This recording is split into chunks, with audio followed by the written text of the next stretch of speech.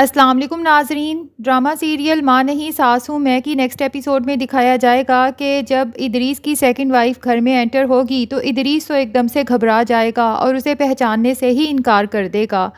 عروج جب اس کا انٹروڈکشن کروائے گی تو شائستہ تو تپ جائے گی اور اس سے پوچھے گی کہ تمہارے پاس کیا ثبوت ہے کہ تم ادریس کی وائف ہو، تو وہ کہے گی کہ عورت کے پاس واحد ثبوت اس کا نکاح ہوتا ہے اور نکاح نامہ ہے میرے پاس۔ یہ سن کر تو ادریس ایک دم سے گھبرا جائے گا اور کبھی شائستہ کو اور کبھی اسے دیکھے گا۔ شائستہ غصے کے عالم میں اس کے اوپر چیخے گی اور کہے گی کہ تم نے میرے گھر میں نقب لگایا، جس پر ادریس کی سیکنڈ وائف کہے گی کہ مجھے تو اس نے یہی کہا تھا کہ میری فرسٹ وائف بالکل بھی اچھی نہیں ہے، مجھ سے لڑتی جھگڑتی ہے، میں اسے طلاق دے چکا ہوں اور بہت اکیلا ہوں،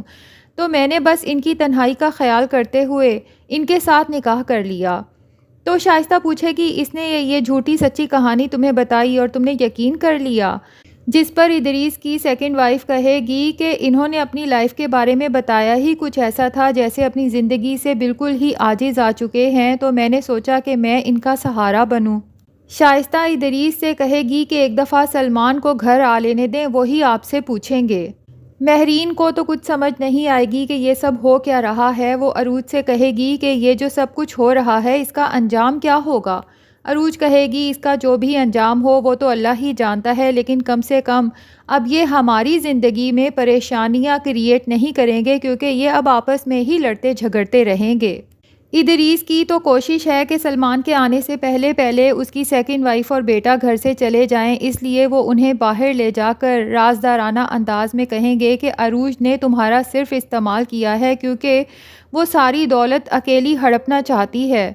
اس لیے بہتر ہے کہ یہاں سے چلی جاؤ تاکہ میں اس سے دولت حاصل کر کے تمہیں اور اپنے بیٹے کو اچھی زندگی دے سکوں۔ یہ بات اس کی سیکنڈ وائف کے دل کو لگے گی، وہ سوچے گی کہ یہ صحیح کہہ رہے ہیں، مجھے چلے ہی جانا چاہیے، لیکن شائستہ ادریس اور اس کو چوری چھپے باتیں کرتے دیکھ لے گی اور کہے گی کہ کوئی کہیں نہیں جائے گا، کیونکہ شائستہ تو اس میٹر کو ایسے چھوڑنے والی نہیں ہے کہ اس کا شوہر اسے اتنے سالوں سے دھوکہ دیتا رہا اور اسے پتہ ہی نہیں چلا۔